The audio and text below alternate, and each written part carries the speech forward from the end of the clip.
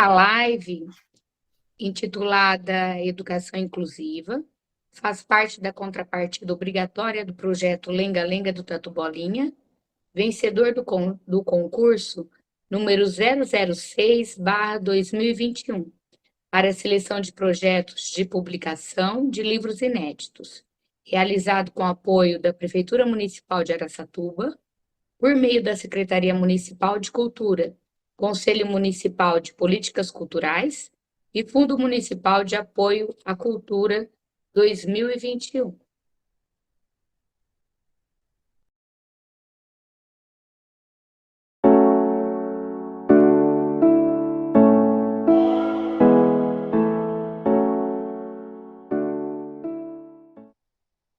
Bom dia, boa tarde, boa noite ao professor José Eduardo, à Luciana e a todas as pessoas que nos assistem. Eu sou a Ana, escritora e proponente do projeto Lenga Lenga do Tatu Bolinha, vencedor do concurso citado. Sou uma mulher de pele clara, cabelos lisos, longos, cabelos castanhos claros e olhos castanhos claros. Visto um vestido preto, estou com óculos preto, colar preto e dourado e brincos dourados. Gostaria de agradecer primeiro o aceite do professor doutor José Eduardo Lanucci e da colega Luciana para participarem desta live tão importante, onde falaremos sobre educação especial numa abordagem inclusiva. Para quem ainda não teve o prazer de conhecer, eu quero apresentar o professor doutor José Eduardo Lanucci, que é professor do programa de pós-graduação em educação e presidente da Comissão de Acessibilidade da UFMS de Três Lagoas, Mato Grosso do Sul. É líder do Núcleo de Estudos e Pesquisas em Inclusão do NEP, UFMS, e pesquisador do Laboratório de Estudos e Pesquisas em Ensino e Diferença do LEPED Unicamp. Ele foi orientando da professora Maria Tereza Eclair Mantuan e é meu orientador de mestrado e também orientador da Luciana, que fará a tradução em Libras para nós. A Luciana é uma mulher de pele morena, de cabelos pretos, lisos, curtos, e veste uma camiseta preta e usa óculos. Ela está em frente a uma parede branca e, agora voltando, tanto a professora Mantoan como o professor Lanucci são referências em educação inclusiva. Passo agora a palavra para o professor Eduardo, para que ele possa fazer a sua audiodescrição. Oi, Ana, muito bom estar aqui com você, fico muito feliz com o seu convite. Você que, além de uma aluna, é uma amiga muito querida, muito especial para mim. Fico muito feliz de participar desse momento com você, tá?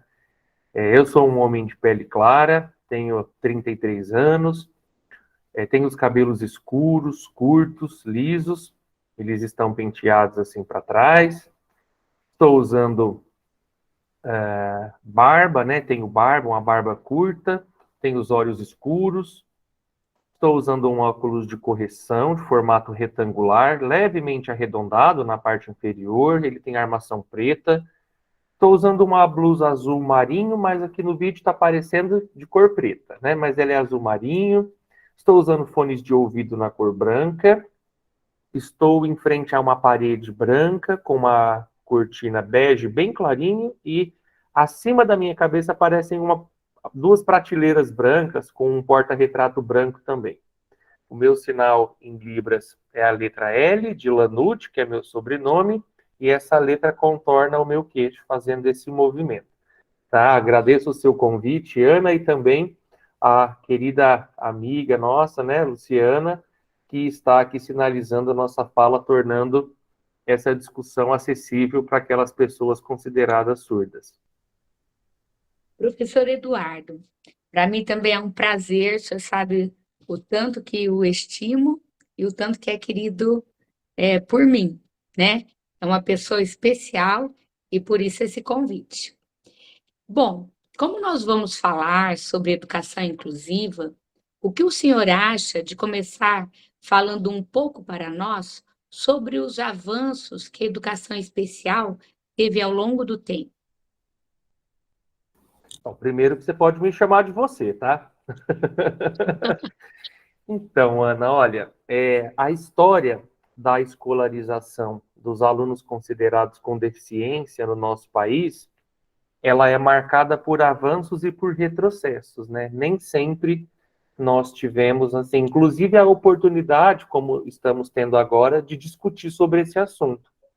Né? Houve um tempo em que as pessoas consideradas com deficiência eram tidas como pessoas ineducáveis, que não poderiam pertencer à escola, que deveriam ser cuidadas em casa por médicos e pedagogos que prestariam ali um serviço de assistência para o bem-estar dessas pessoas. Então, na verdade, eram tidas como pessoas que não poderiam acessar a escola.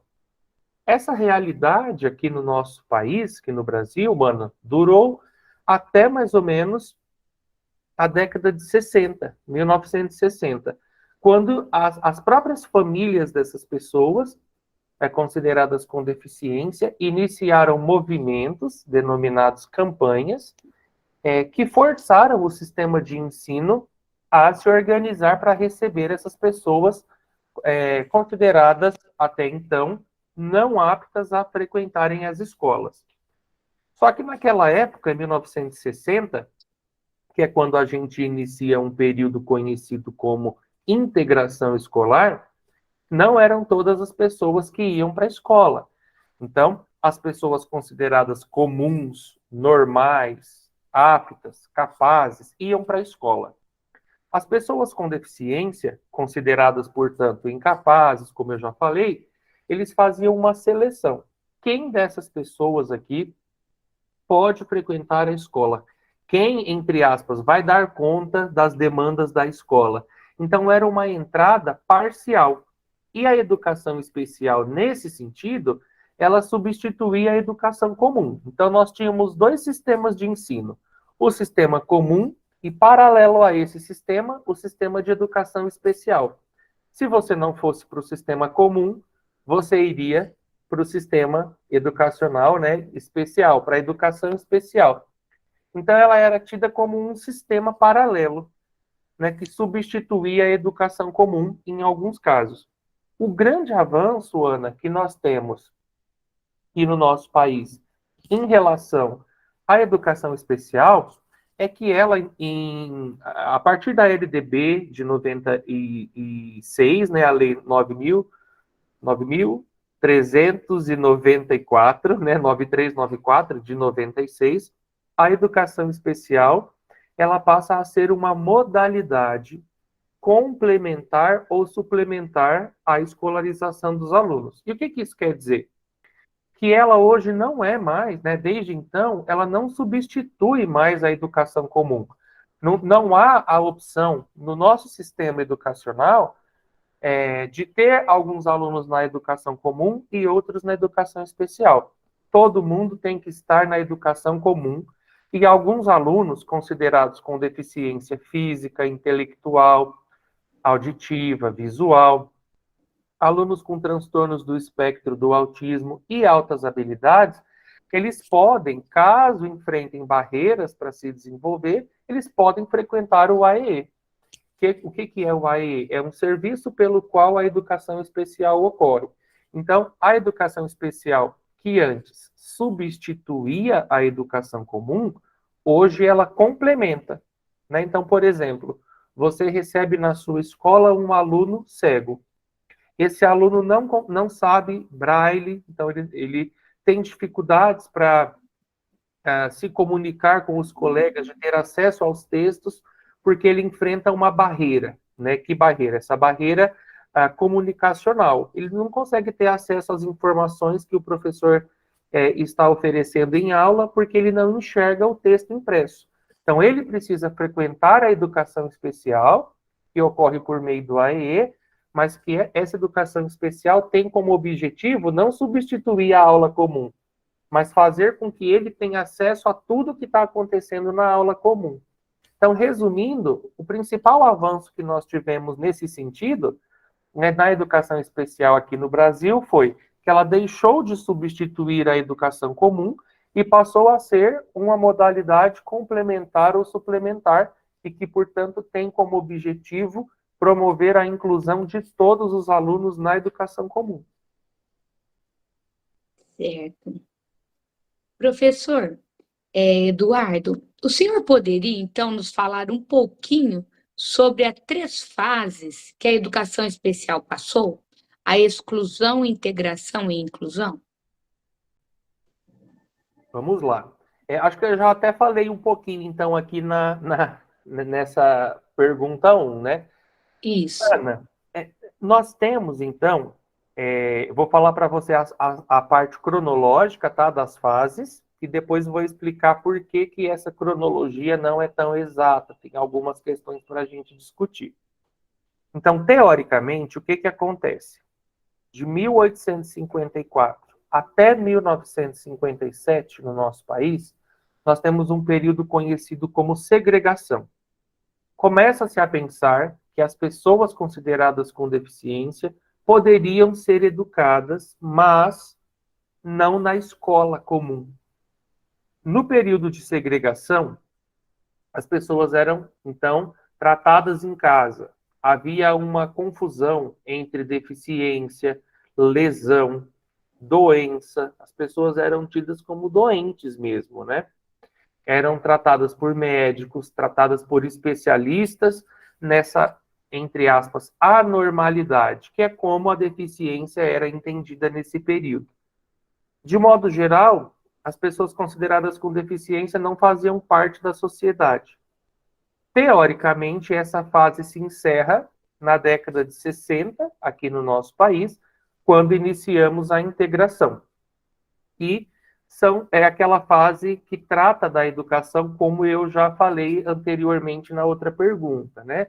Então, nós temos uma entrada condicionada na escola. Você precisava provar para o sistema educacional que você dava conta de pertencer àquela escola. Provar que você era capaz, que você não ia atrapalhar o desenvolvimento daquele sistema. Então, na integração, o sistema educacional, as práticas pedagógicas, elas não se adequavam para receber os alunos com deficiência. O aluno tinha que provar o seguinte: olha, eu vou entrar nessa escola e eu não vou atrapalhar o desenvolvimento das ações como elas já vêm ocorrendo e como elas devem sempre ocorrer, porque não vai haver mudança. Não é o sistema que tem que se abrir, se adequar para receber todo mundo. É o público que tem que se adequar à escola. Teoricamente, essa fase se encerrou aqui no nosso país em 94, quando nós temos um movimento mundial em favor da educação para todos, e a gente começa, então, a substituir o termo integração pelo termo inclusão, que é quando os sistemas de ensino começam a se adaptar, a rever suas práticas, suas concepções, rever a maneira de conceber o ensino, a aprendizagem, a avaliação, interpretar a deficiência para receber, então, todo mundo que tem direito à escola, ou seja, todos os alunos indistintamente. Por que, Ana, que eu estou falando toda hora teoricamente? Porque, infelizmente, a gente sabe que práticas como a que eu relatei, do período de segregação e integração, ainda fazem parte da nossa sociedade, né?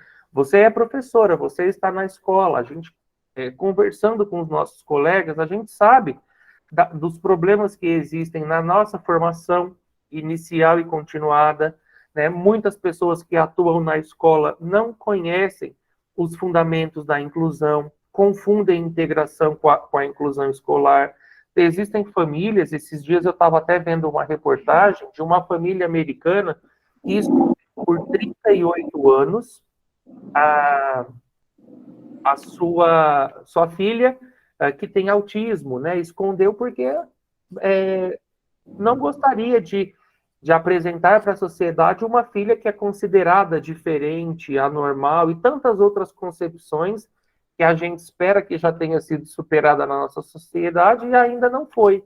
Então, teoricamente, é isso. Até 1960, segregação, de 60 a 94, tá? Mais ou menos isso, aproximadamente 57, 60 a 90, 94, a integração, e de lá para cá a inclusão. Mas a gente ainda convive com a coexistência dessas três concepções na sociedade hoje.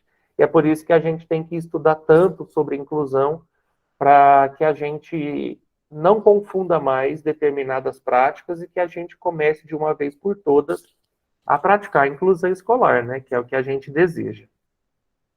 Com certeza. Eu vou aproveitar, nós estamos falando aí sobre essas fases, e eu comentei com algumas professoras sobre a live, e eu achei bem interessante uma pergunta que uma professora fez. Ela fez a seguinte pergunta que eu vou aproveitar e passar aqui para você. Ela falou o seguinte: quais são os direitos de um aluno considerado com deficiência? Essa pergunta é muito boa, viu, Ana? Porque a gente tem que falar mesmo do ponto de vista do direito, né? O que a gente percebe, por exemplo, vou retomar um pouquinho a pergunta anterior que você fez sobre a segregação. No período de segregação, quando era oferecido para uma pessoa com deficiência, né, considerada com deficiência, o que ela necessitava, a gente entendia que isso era uma caridade, que era uma boa ação. E quando a gente coloca as questões de direito, né, como essa professora, sua colega, fez, né, pensando aí na questão do direito, a gente vê que pensar na acessibilidade das aulas, oferecer todos os recursos que uma pessoa necessita para se desenvolver, não é uma questão de ser bom ou não, de ter compaixão ou não pela pessoa, é uma questão de assegurar os direitos que ela tem. Né? Isso é muito importante, acho que isso precisa ser bem colocado. Agora, os direitos que uma pessoa considerada com deficiência tem são os mesmos direitos que uma pessoa considerada sem deficiência tem. São os nossos direitos fundamentais: educação, saúde, lazer, esporte, moradia. Dentro da escola, o que acontece? Algumas pessoas cegas, surdas, com alguma lesão física, com autismo, com altas habilidades, enfrenta barreira na escola. Que tipo de barreira? Pode enfrentar uma barreira física, né, uma escada que ela não consegue subir, um corredor muito estreito ou uma porta que não consegue passar uma cadeira de rodas, uma informação impressa em tinta, né, que não possibilita a leitura de uma pessoa cega, uma aula com sons para um aluno que não ouve, então ele vai ser prejudicado nesse sentido. Então, algumas pessoas que compõem esse público que eu já falei, podem enfrentar barreira. Então, qual é o direito que elas têm? De estudar na sala de aula comum, com todos os seus colegas que têm a mesma idade, né, a organização comum das escolas, em turmas, mas, além disso, num período contrário, no contraturno, né, por exemplo, ela estuda de manhã na sala comum, ela tem o direito de frequentar à tarde o atendimento educacional especializado, que é um serviço que a escola tem por obrigação oferecer para que a gente pense nas barreiras que esses alunos enfrentam e quais recursos, estratégias nós vamos oferecer para que essas barreiras sejam eliminadas. Essa barreira pode ser física, como eu já falei, ela pode ser comunicacional, né? Por que a Luciana está aqui nesse momento sinalizando nossa fala? Porque algumas pessoas enfrentam essa barreira de comunicação, não conseguem ouvir o que a gente está dizendo. A gente precisa ter outro mecanismo de comunicação, que é pela língua brasileira de sinais. Por que a gente fez a nossa descrição no início? porque algumas pessoas que estão aqui nos ouvindo não enxergam. A gente precisa tornar essa imagem acessível. E tem uma barreira também que é muito complicada de ser eliminada, Ana, para mim é a mais difícil, que é a barreira atitudinal, que tem a ver com a maneira que a gente entende a deficiência, com a nossa atitude em relação a uma pessoa que vive uma situação de deficiência. E aí pode desencadear um preconceito, uma atitude discriminatória. Então, os direitos que uma pessoa com deficiência tem, além de todos aqueles que todo mundo tem, é o atendimento educacional especializado para que as barreiras que ele enfrenta sejam eliminadas e que essa pessoa tenha acesso a tudo que ela tem direito. Outra pergunta que eu acho bem interessante, né, e que eu quero pedir que você fale um pouquinho para nós, é a respeito do termo hoje utilizado, considerado com deficiência, né, aluno considerado com deficiência, que nós utilizamos na nossa abordagem de estudo, e não mais aluno especial.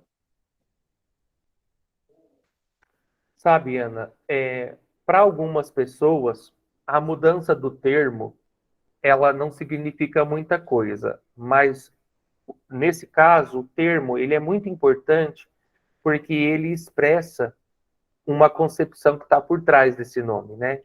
E a gente sabe que muitas atitudes discriminatórias na nossa sociedade, essas atitudes vêm da concepção que nós temos em relação às pessoas que têm uma cor diferente da nossa, uma orientação sexual diferente da nossa, o gênero, né? A gente vive naquela briga, quem pode mais, quem é mais capaz, é o homem e a mulher, pela idade, o jovem ou o idoso, o rico ou o pobre. A gente então vai nomeando essas pessoas e vai classificando, né? Colocando essas pessoas numa condição de oposição mesmo, ou como a gente estuda na filosofia, em uma ótica binária, em um binarismo, em uma oposição.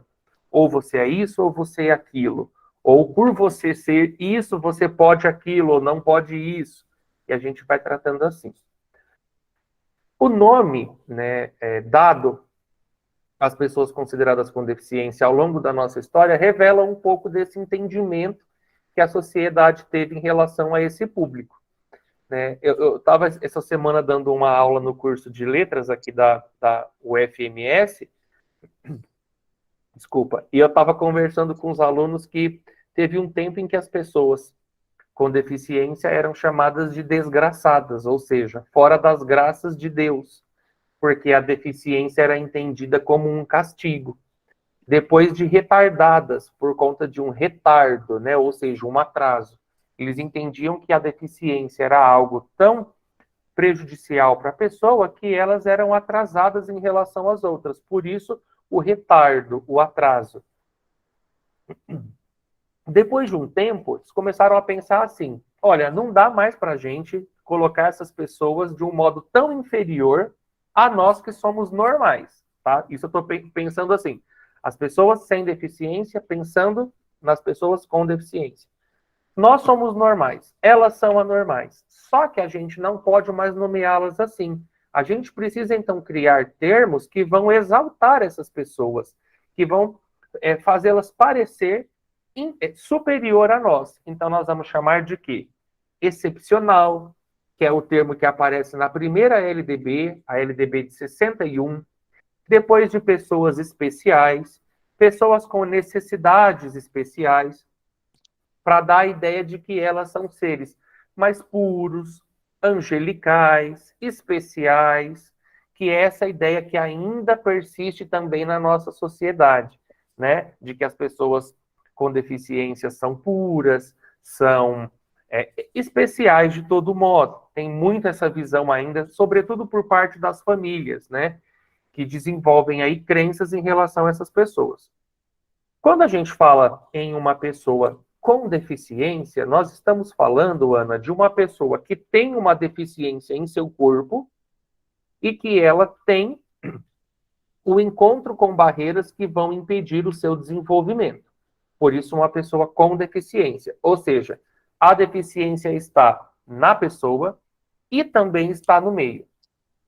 Quando a gente estuda a filosofia da diferença, que é a teoria que, inclusive, vem embasando seus estudos no mestrado aqui, e vem também teorizando uma série de análises que a gente vem fazendo aqui no Núcleo de Estudos e Pesquisas em Inclusão, né, o NEP, no LEPED também, que é o laboratório da professora Mantoana, Unicamp, do qual também faço parte, a gente está entendendo que a deficiência ela não está na pessoa, ela está no meio.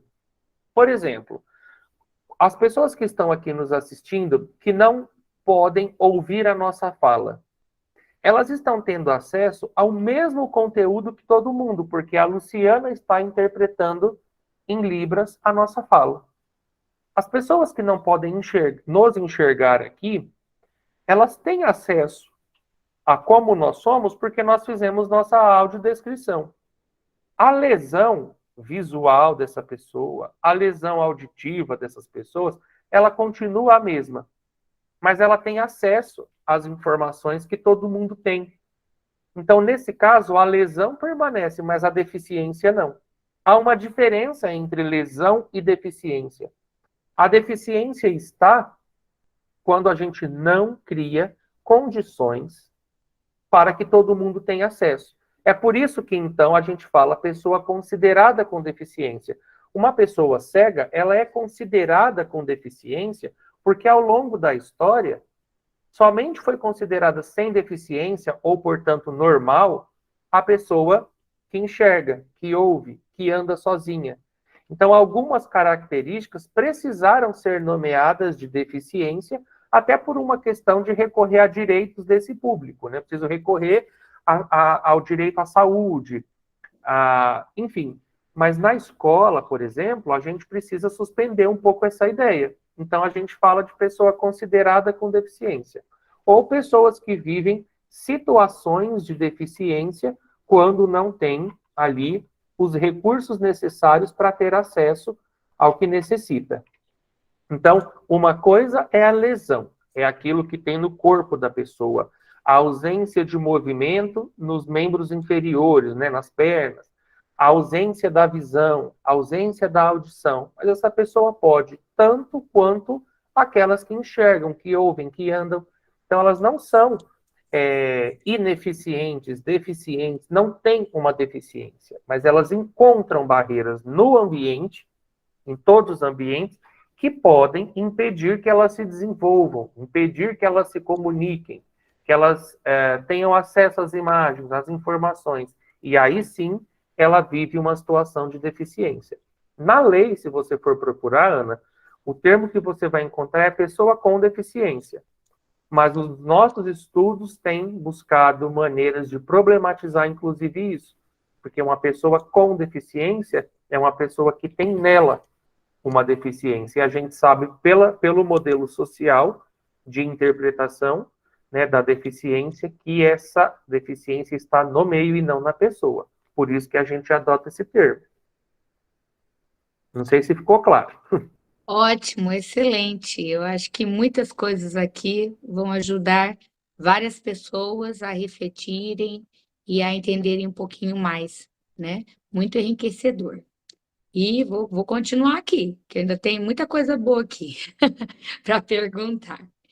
E como você mesmo já nos, nos disse aqui, nós percebemos aí vários avanços, né? Ainda bem, né?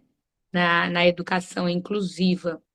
Mas ainda hoje, muitas escolas, né, praticam a integração e não a inclusão, como também você já trouxe para nós.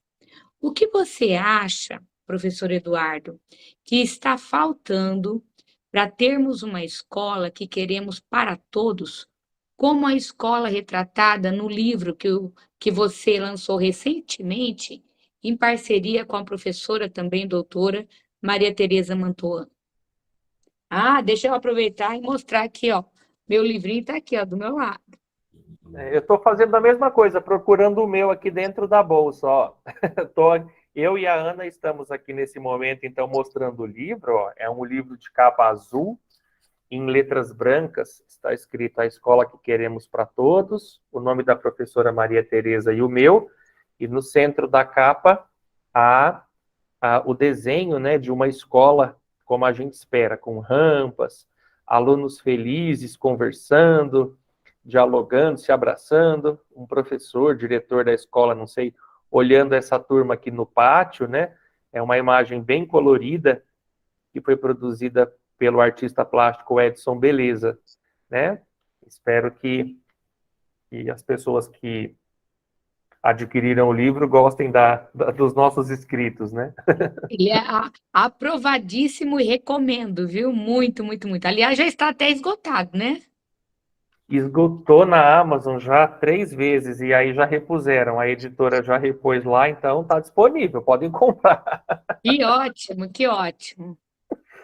Então, Ana, como você disse, né, a escola que nós queremos para todos, ela infelizmente não é ainda a escola que a gente tem nas maiorias dos nossos municípios, né, na maioria dos lugares. E essa escola que não é a escola que nós queremos é uma escola que ainda baseia suas ações nos preceitos integracionistas, ou seja, na integração escolar. Acho que a primeira coisa que nós precisamos repensar muito é a formação do professor. Tanto a formação inicial, né, a graduação, quanto também as formações continuadas, sejam elas em serviço, que são aquelas reuniões e orientações que nós temos nas escolas, como as formações que não são em serviço, as pós-graduações e outros cursos que a gente faz. Bom, por que eu acho que uma das questões, né, está na formação? Porque hoje nós percebemos um movimento nas universidades, nos cursos e demais espaços de formação do professor, que falam de um sujeito que não existe, de um aluno ideal, consideram que apenas alguns alunos são diferentes, quando na verdade nós sabemos que cada um de nós somos diferentes do outro, somos seres singulares. Nós trabalhamos nas formações com ideais que não correspondem ao nosso aluno como ele é de verdade. A gente pensa ainda que a qualidade da educação escolar ela pode ser medida a partir do momento em que os alunos alcançam os mesmos resultados, desenvolvem as mesmas habilidades, e isso é uma coisa impossível. Não tem como a gente desenvolver um bom trabalho pedagógico com a tentativa de homogeneizar a aprendizagem, fazer todo mundo aprender a mesma coisa, se comunicar do mesmo modo. Em uma escola para todos, cada pessoa tem o direito de se desenvolver plenamente, mas segundo a sua capacidade. Isso, Ana, é um preceito constitucional, está na nossa Constituição. Não sou eu que estou dizendo, não é a professora Maria Tereza Mantoan, não é só a Política Nacional de Educação Especial na perspectiva inclusiva, mas a nossa própria Constituição, lá em 88, já determina isso. Que toda pessoa se desenvolva a partir da sua capacidade. Então, a formação do professor tem que ir ao encontro dessa ideia. Como é que a gente forma professor para que ele entenda e que o sistema todo entenda que não é a partir da homogeneização da aprendizagem que nós temos uma qualidade na educação. E o professor sozinho, ele não consegue fazer muita coisa. Ele precisa ter o quê? O apoio da gestão da escola, o apoio das secretarias municipais e estaduais de educação, o apoio da família. Então, nós precisamos, na escola também, orientar a todos, para que todo mundo pense dessa maneira. E aí sim, depois disso, entendendo o que é de fato uma educação inclusiva, uma educação para todos, é que nós vamos começar, então, a repensar os processos de ensino, pensar em boas estratégias para promover a participação de todos, pensar numa avaliação mais justa, na participação da família, nas decisões da escola, na elaboração do projeto político-pedagógico, e aí sim, entendendo cada aluno na sua singularidade, entendendo que não existem alunos semelhantes, iguais, e pior, né, que não existem alunos diferentes, porque a gente geralmente se refere aos alunos considerados com deficiência assim, né, como se eles fossem diferentes, é que nós vamos começar a sair da integração e, de fato, ir para a inclusão escolar. Muita coisa boa, hein? E muita coisa para se falar ainda, hein, Edu? Para se refletir, para conversar. Bom, eu iria que teria aqui muitas outras coisas para perguntar, para abranger, né? Mas nós vamos deixar aí um gostinho de quero mais para o pessoal. Então, para encerrar, por favor, eu vou pedir que você fale um pouquinho sobre o livro que você lançou recentemente, né, com a professora Mantoan, e também que você deixe para nós uma sugestão, apesar de que você já deu várias, já falou muito bem, né, a respeito do que nós estamos precisando fazer a mais para chegar a uma educação inclusiva, mas vou pedir mesmo assim que você fale um pouquinho sobre o livro e dê uma sugestão aí para nós alcançarmos essa educação inclusiva. Então, vamos lá. Ana, antes disso, né, por que a gente fala tanto da professora Maria Tereza Mantoan, né? Então, acho que é importante apresentá-la também para as pessoas que ainda não a conhecem. A professora Mantoan foi uma das primeiras pesquisadoras no Brasil a discutir inclusão escolar, né? Ela fundou na Unicamp o Laboratório de Estudos e Pesquisas em Ensino e Diferença, o LEPED, que é um laboratório reconhecido internacionalmente. E eu tenho a honra de fazer parte desse laboratório porque fui orientado pela professora Mantoan. A professora Mantoan, dentre tantas coisas que ela já fez pelo Brasil, ela foi uma das autoras da Política Nacional de Educação Especial, na perspectiva da educação inclusiva, que é a política vigente, né, a política que nós ainda adotamos.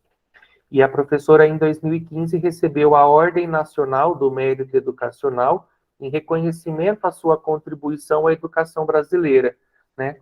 Foi reconhecida pelo Ministério Federal como uma, uma das pessoas que mais contribuiu com a educação brasileira. Então, tenho a honra, né, de ter sido aluno dessa professora e de ter escrito com ela um livro.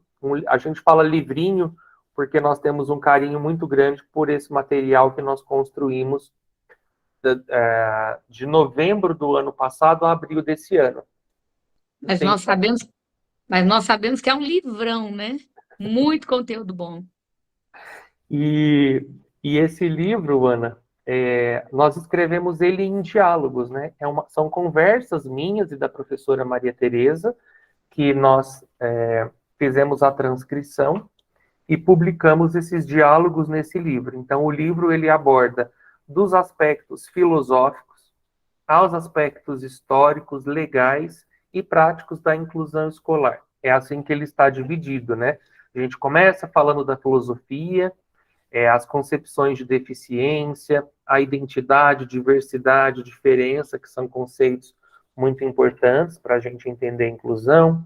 Falamos desse modelo social de deficiência, que é o que eu expliquei aqui hoje um pouquinho. Depois falamos do exercício do poder na escola. Que poder que tem o professor para transformar suas aulas e sua prática? Como é que a gente exerce esse poder na escola?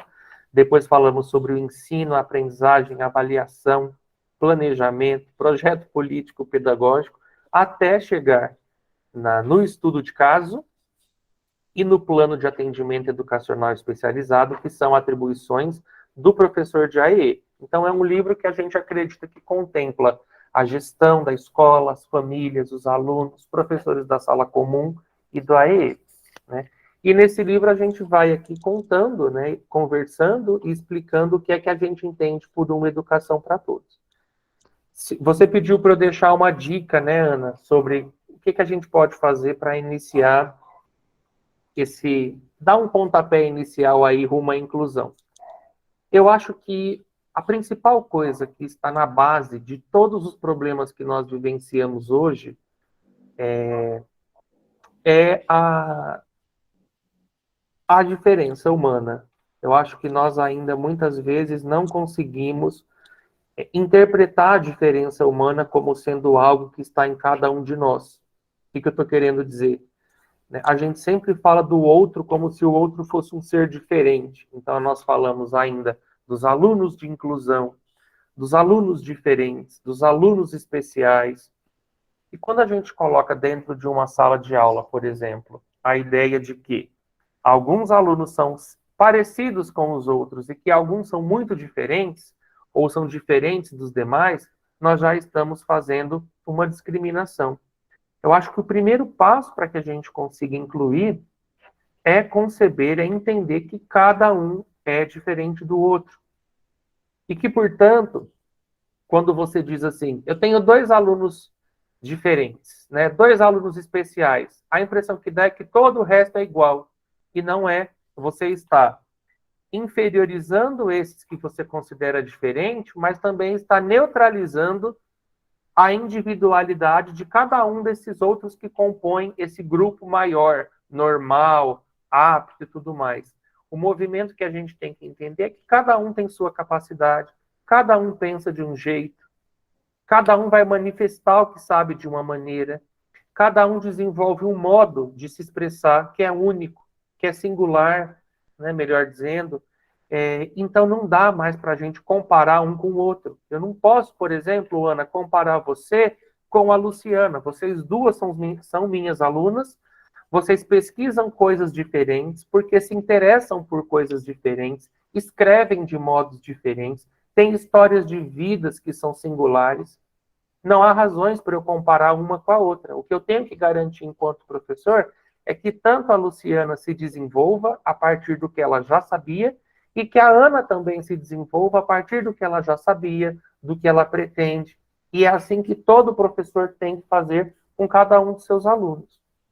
Esse entendimento, eu acredito, que nos convoca, nos força mesmo a repensar o que a gente entende por ensino, por aprendizagem, por desenvolvimento humano, e muda a nossa maneira de se relacionar com o outro, né? E que essa diferença de cada um seja sempre um motivo para que a gente queira conhecer esse outro e para que a gente entenda que todos temos liberdade, que temos que basear o nosso trabalho em valores e princípios éticos que tratam da liberdade de expressão, da importância da comunicação, mas, sobretudo, do respeito mútuo, né? Quando eu falo em diferença, não estou dizendo que a gente pode manifestar o que a gente quer de qualquer jeito. Estou querendo dizer que nós temos liberdade de ser quem somos e de que temos que respeitar esse outro.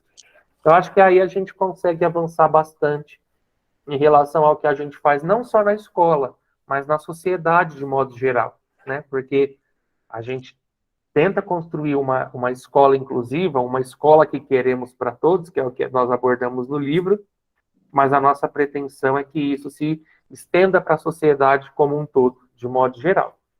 É isso. Parabéns, Edu. Eu só tenho que te agradecer, né? Muita gratidão. Brilhante a sua fala, como sempre. E eu tenho certeza que todos que nos ouvirem aqui, ouvirem a você na live, se enriquecerão com certeza. E uma das dicas que eu deixo aqui é continuarem estudando e começarem, de repente, o estudo pelo seu próprio livro, né? A live está aí disponível, o livro, e eu tenho certeza aí que enriquecerá a todos nós. Muito obrigada a você, mais uma vez, pela honra que me deu aqui de estarmos juntos nessa live. Agradeço também a querida Luciana e vamos em busca dessa escola para todos. Grande beijo. Tchau, muito obrigado.